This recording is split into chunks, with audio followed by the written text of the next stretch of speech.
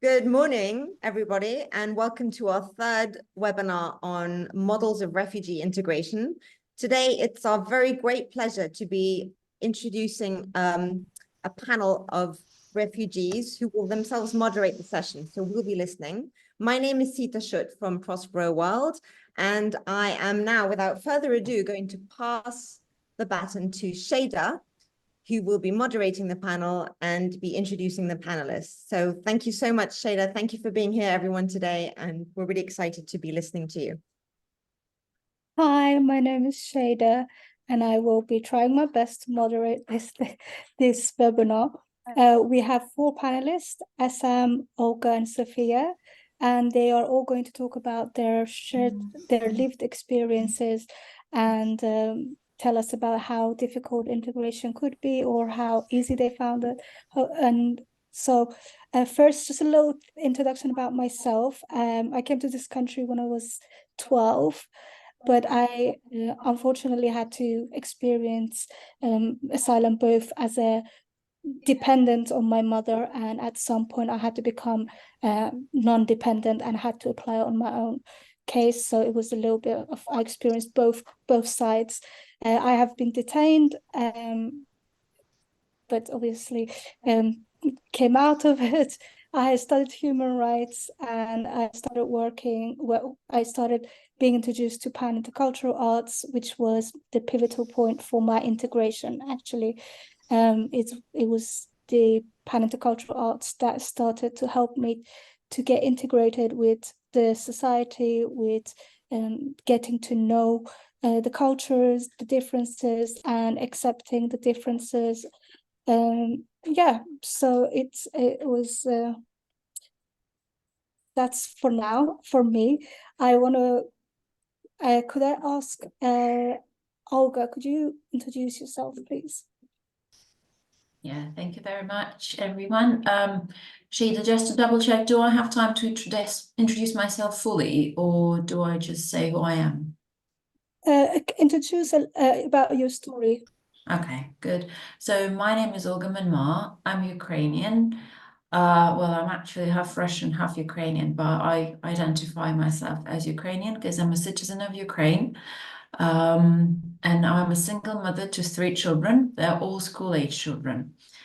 And before the war in Ukraine started, we had a beautiful life of cave apartment, which we loved, spacious room, lovely schools. I've got my job, friends, family, community, the recognition due to the years of experience, public exposure and everything. And then the life suddenly stopped at 4 a.m.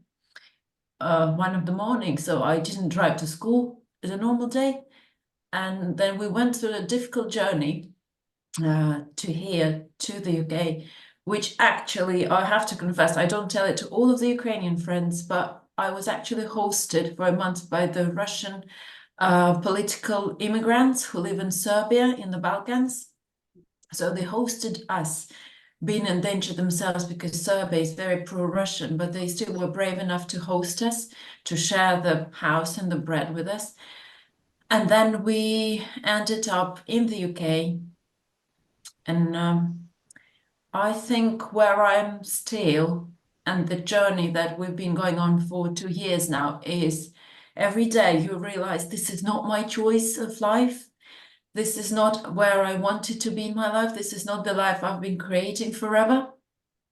And then when it really hits you like this is not my choice, I have to say, but where I'm now is my choice. And I shall confess now, I wouldn't make it until for the people and the British community that have been so helpful. Because now I've got the job. So the work permit that the Ukrainians were offered by the UK government, and well, I'm blessed to be able to speak English because not many refugees come here with a good knowledge of English. And Sophia shared she couldn't even type. So the privilege of being able to talk English provided me, the opportunities that were given, I was really taking on them. So I got the job. Again, I was offered the job. The kids started their schools as soon as they could. and then the NHS helps you to feel safe. We were hosted by the lovely British family again through the UK scheme. And even though you have all your basic needs met, you still struggle every day. And if it wasn't for the people, you know, who come over seeing your Ukrainian car plug and give you a hug at the car park, if it wasn't for the people, you know, who invite you over for the dinner. And then there was a switch where I told my kids, and again, as Mina was sharing, the mom was so protective in, you know, I feel I'm so protective. So all the difficulties that come to us, I would kind of have the wall, the hidden, you know, the invisible wall of what comes and what my kids exposed to. And I told them, we guys are the ambassadors of our country. And I realized that my children are the next generation of the Ukrainians. We're here now. We are blessed with education, with the support, with the kindness, with the UK government programs, and with so many charities that approach. And so it's very special. So rather than consider ourselves refugees, I call ourselves guests. And I would really love everyone on the journey in the UK to feel like a guest, you know, to be treated as a guest and to behave as a guest, to be grateful, to be giving when you get something, to always give back. But as I've mentioned, with all our basic needs met, like now I have the job and I can pay my bills, I can rent independently. I'm now doing my master's, and again, the company are covering for my master's degree again, and I want to take the knowledge and take it back, transfer it to Ukrainian educational sector. But it Olga, would be, sorry to cut yeah, you off. yeah. You're answering a lot of the questions that we will be answering later. Good, So good. for now I'm gonna go to Thank you. for now I'm gonna go to Sophia. Sophia, could you give us a little introduction about yourself? You have to You're- unmute yourself. Sorry. I make it short because I did give it all extent. So I came here 2000. So I'm here 24 years. But when I came here, you could just buy a ticket from Jamaica and come here, not knowing the asylum system, not knowing who to go to tell about your life. So when my family finally says, listen, we're gonna try and legalize you, you know, in the country or whatever, I was detained. And tell the truth, it's like a blessing in disguise in a sense, because at that point, my case was investigated because my family were killed, political warfare and all kind of things. I've lost a lot in life, and me and my brother was left really on our own. And family members helped us to come here. Being detained, I saw a lot of suffering inside this infamous place named Yarlswood. It's terrible in there. And I think that's where I got my idea that if I get through, I'm gonna have to do something. You know what I mean? So when I came out, I went to this charity named Women for Refugee Women, and also PAN was also a source of comfort for me with singing and all of that and stuff. And I have gotten a scholarship from Berkeley University. I graduated in 2020, and now I'm at Lambeth College from 2021. I'm finishing my degree, and 2 months' time, I'll be a licensed psychotherapist. I'm now with NHS. I talk Wandsworth, which I see clients every Thursday and stuff, just in placement. But as soon as I finish, I can open my business, also can work. And that's what I'm going to do. I also want to donate at least a day a week to some charity just to speak to other human beings, because I think I can inspire them because I've been there. Yeah, so that's where I am. Thank you very much, Sophia. Yeah. Can I go to you, SM, now? Could you give us a little introduction about yourself, please? Yes. Hello, everyone. My name is Isa Amrabi. I've been in Britain since 2016. As a mission For me, the experience that's secret different about refugee asylum is choice. Refugees, you have no You're choice. breaking up, Sam. We came because we had a war in our country. Are you hearing me? You're breaking up. We can't quite hear you. His bandwidth is very low, so he has problem with the network. So why don't you turn the video off and then we might hear you better? Are you hearing me now? A little bit, but it's breaking up. If you turn the video off, we can hear you properly. Try that. Try with the video off.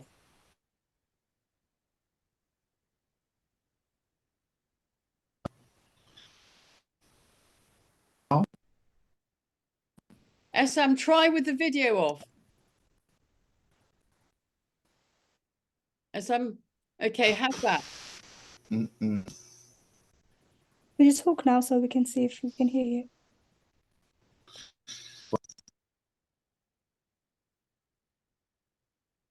Sam, we can't hear you. Sorry, Shada. No, I still can't hear him. He is muted. Oh, did he just? I think he just went out to come back. I think we'll come back to SM later. I want to ask questions to I'm going to go to Olga because Olga was giving a lot of information about herself, and that was great. So with everything that's going on, Olga, do you feel like you are integrated now? Thank you, Shida. The definition of integration is probably a quite complicated one.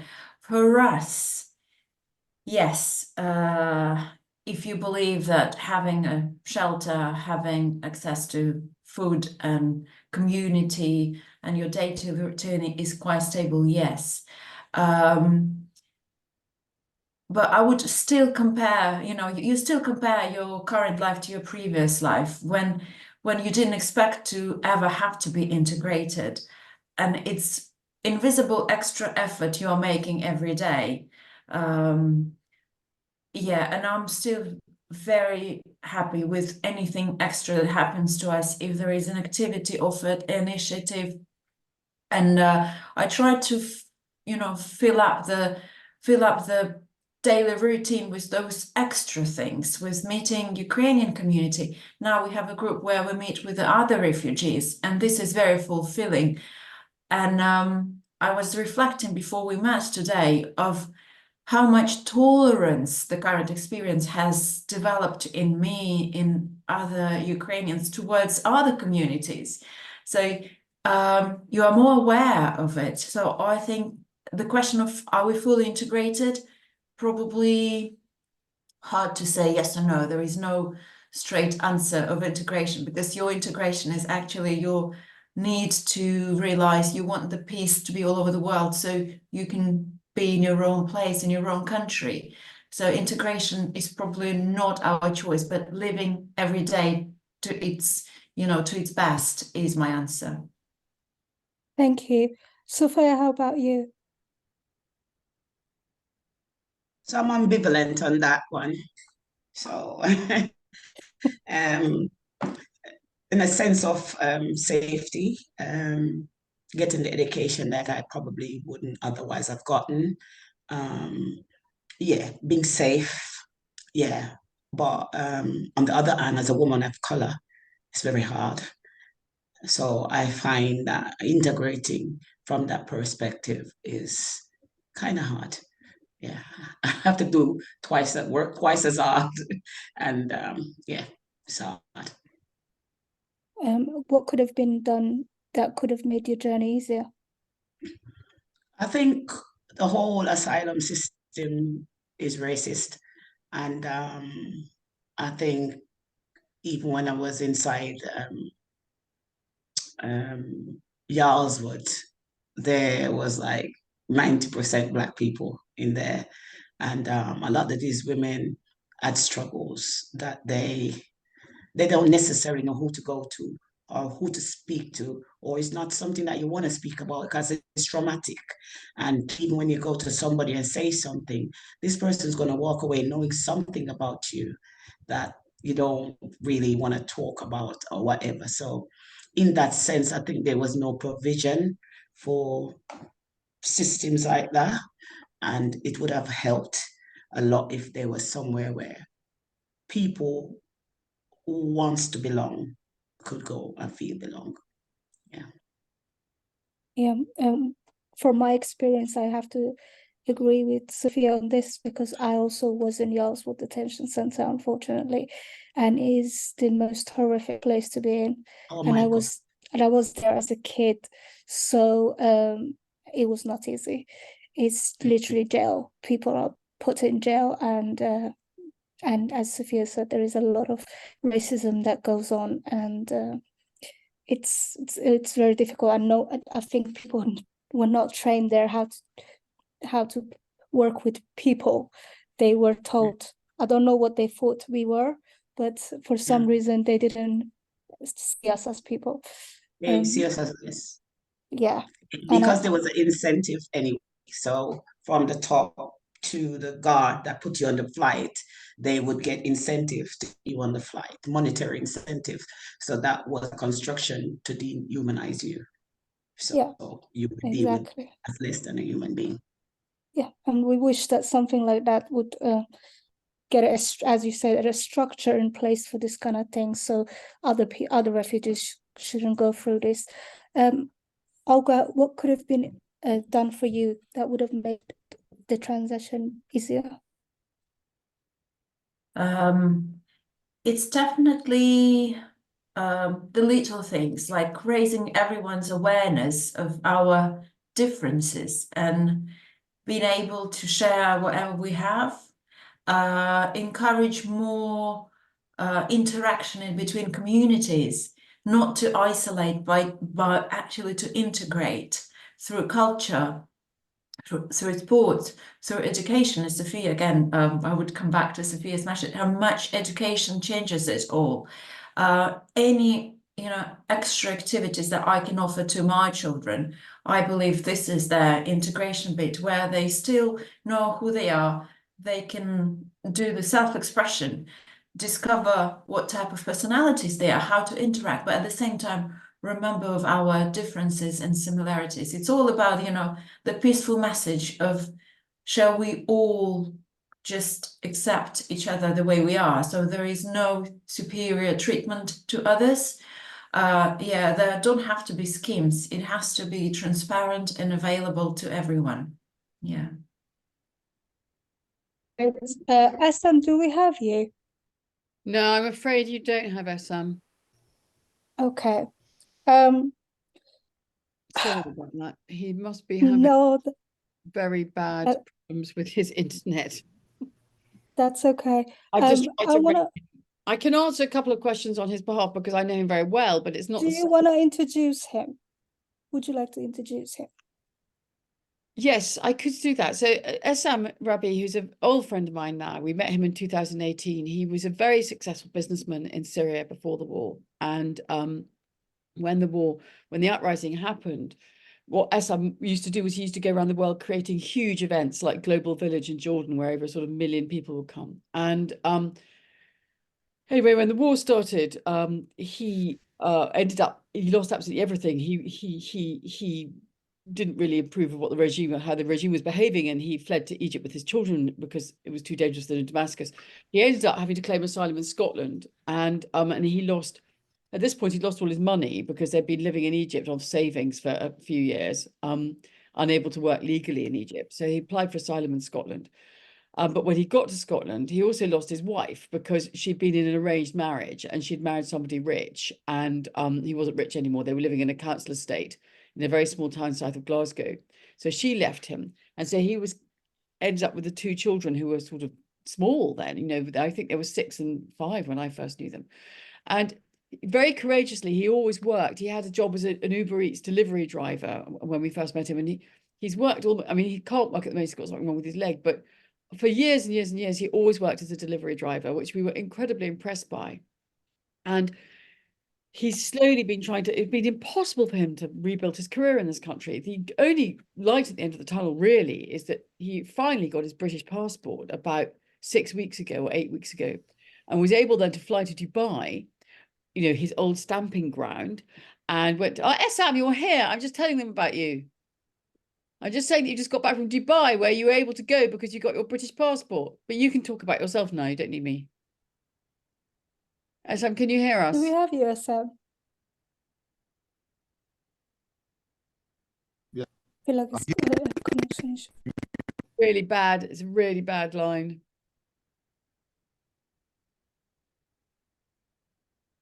Very bad connection. No.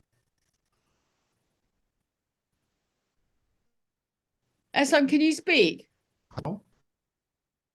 If you turn your video off, SM, maybe we can hear you better.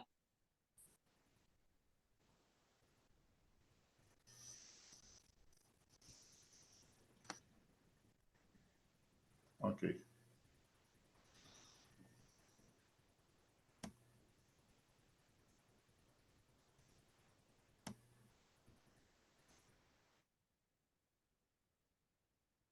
Okay, do you want to try to speak and see if we can hear you better now?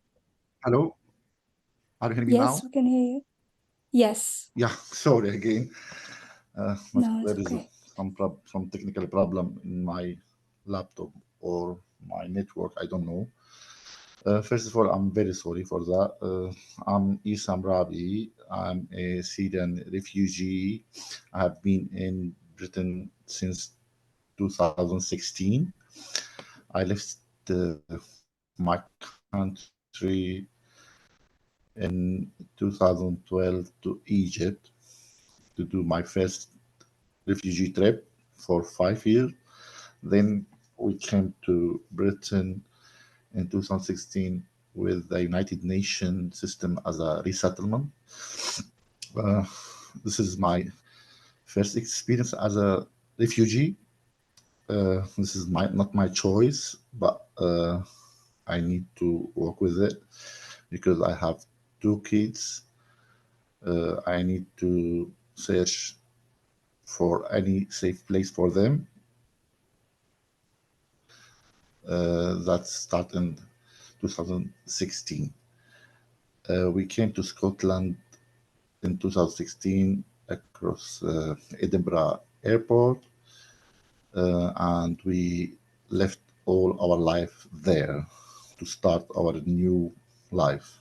I think this is like a newborn for me. I feel myself a new person. You have to start from under zero with everything, with educate, with language, with culture, with everything. And at the same time, you have to look after about your kids with the new community and new life. There is a lot of difficulties, but when you feel yourself safe, you can thinking better, because we left Syria with very horrible time, and my kids still remember that terrible time till now. So I've been for 8 years now. We had a nationality now. All of us start to be a new Scot or a new Britain. I was a exhibition and event organizer in Middle East. I had 20 years experience with my job. Unfortunately, I can't do my experience here because it's very difficult to start from zero in Britain without any grant capital. So I should go to do any job I can do. I'm working as delivery driver with Amazon and Just Eat and Uber Eat. Finally, I'm starting to lose my physical, because I had some problem in my knee. Now I'm treat myself, and I'm trying to do something to the. 1st step. Sam, you're breaking up again. Broken again. Okay, yes, you're okay now. One thing that you said that I also heard Olga said, and I think maybe Sophia and I would share at the same time, is you used the word choice, that this was not your choice. And it now makes this thing in my head, this question begs this question, now that, as you said, this was not your choice, but you are here. Where do you consider your home now? Sorry, Thank you. Is it for where Essam? Essam would answer what? first Yeah. while he's talking, yeah. So Essam, where do you consider your home now? Okay.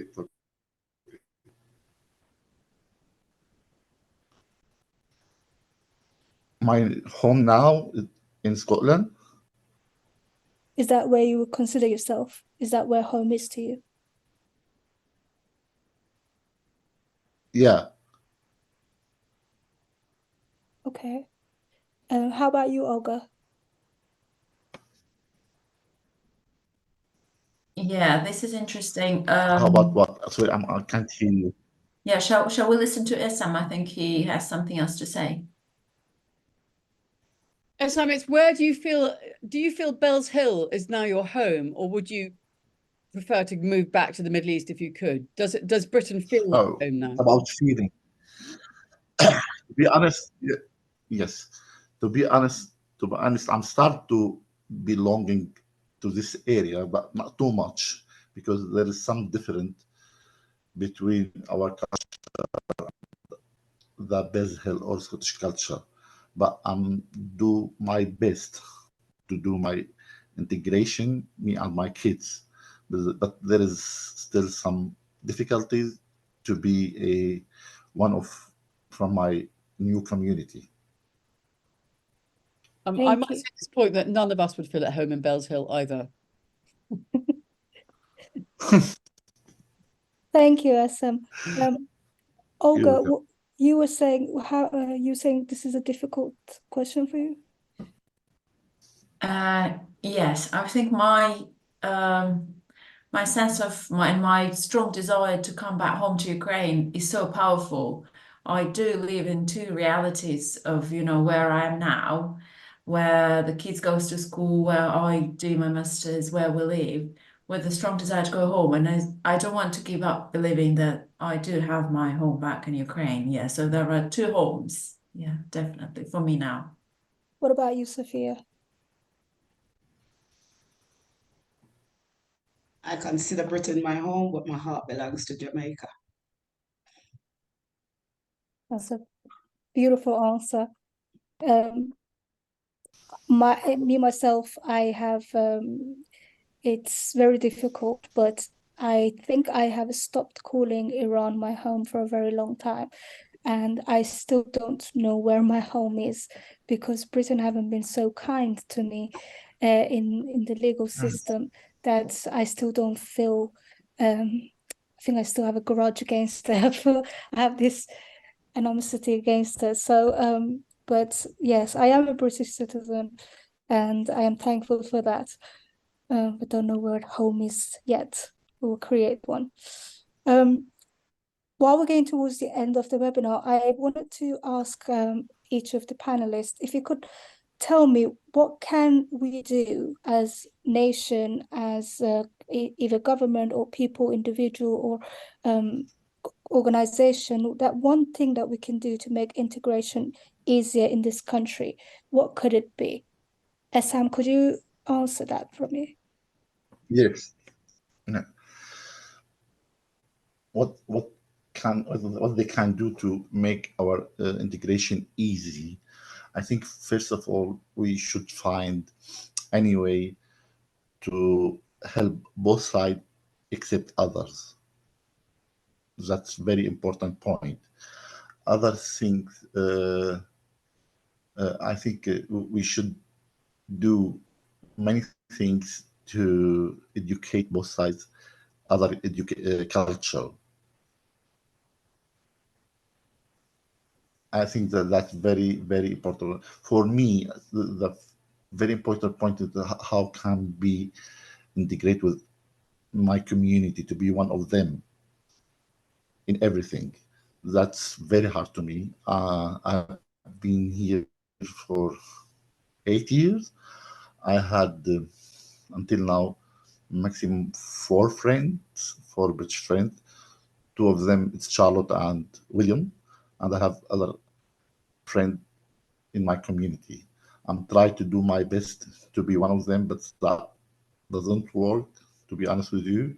Maybe it's my mistake, maybe that's their mistake, maybe the government mistake, I don't know, but they should find any way.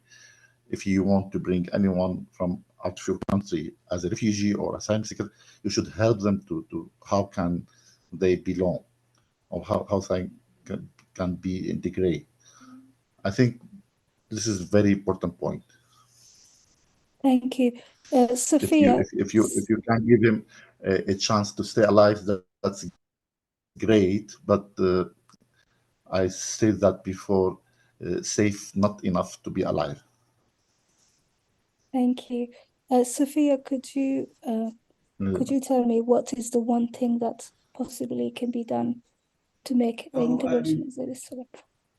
people like myself who have been through the system, so everything come out on the other end, should really give back, and we should also empower.